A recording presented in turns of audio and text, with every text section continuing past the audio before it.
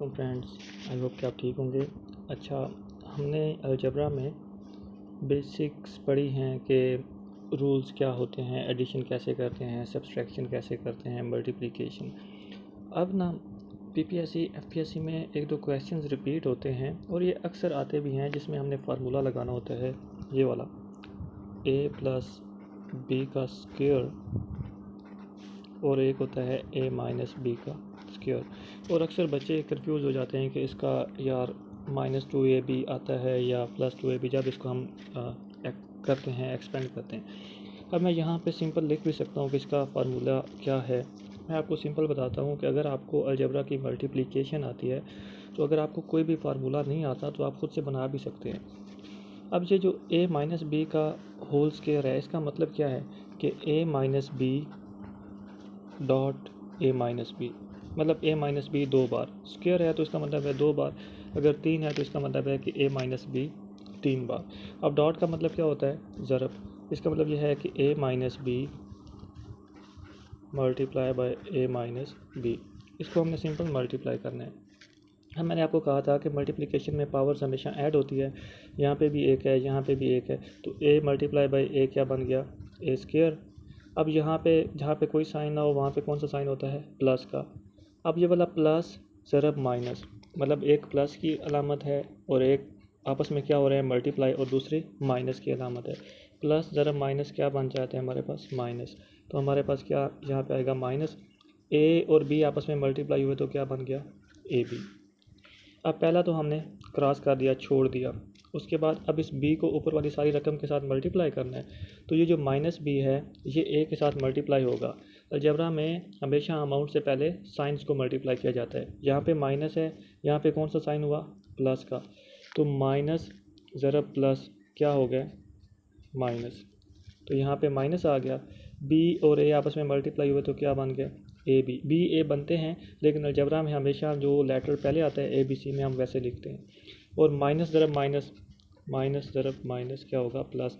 एक बात आप याद रखिएगा कि अगर आपने पहले वाली वीडियोस नहीं देखेंगे तो ये कभी भी आप जो है ना चीज़ों को अंडरस्टैंड नहीं कर पाएंगे। इसी वजह से मैंने बिल्कुल छोटे छोटे पार्ट्स में करवाया ताकि आपको समझ आ जाए। माइनस ज़रब माइनस क्या होता है, प्लस।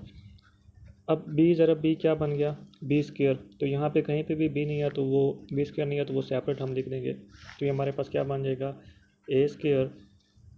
अब देखिए एक रकम माइनस ए भी है, दूसरी भी माइनस ए भी है। मैंने अगर आपको पढ़ाया था कि अगर यूँ लिखा हो -1 तो ये क्या हो जाता है 2, साथ अलामत कौन सी आती है, माइनस की। दो रकमें माइनस की होंगी तो वो जमा होंगी और अलामत कौन सी आएगी, माइनस की।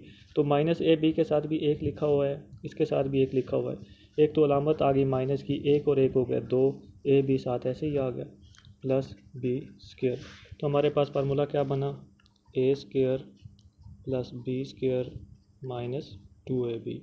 और सॉरी ये इसका फार्मूला है, और जो प्लस वाला है इसका क्या है, A square plus B square plus 2ab। ये दो फार्मूलाज हैं, ये आपने याद रखने हैं, ये आपके फिंगर टिप्स पे होने चाहिए ये दोनों, ठीक है। और इसकी ट्रिक ये है कि अगर a माइनस बी का स्क्वायर है ना तो यहाँ पे भी माइनस है तो -2ab आएगा। जो प्लस वाला है उस सारे में प्लस वाले साइन होंगे, ठीक है। ये दो फार्मूले आपने हर सूरत याद रखने हैं। उसके बाद एक दो चीज़ें मैंने आपको बतानी है। अगर यूँ लिखा हो x is equal to 1, y is equal to 2 and find the value of z क्या होगा, फॉर एग्जांपल ये हमारे पास अमाउंट है z is equal to 2x plus 3y। अब हमने z ऐसे ही लिख दिया, बड़ा आसान है।